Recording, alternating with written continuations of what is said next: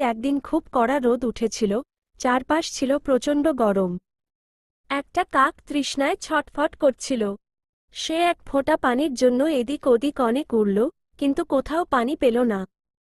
অনেক খোঁজার পর হঠাৎ কাকটি একটা কলসি দেখতে পেল। সে ভেবেছিল এবার বুঝি তার প্রাণ বাঁচবে।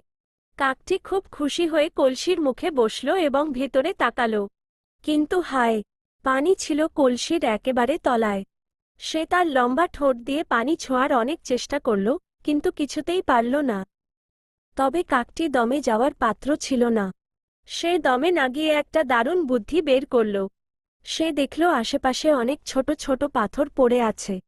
সে একটা একটা করে পাথর ঠোঁটে করে তুলে কলসির ভেতর ফেলতে লাগল।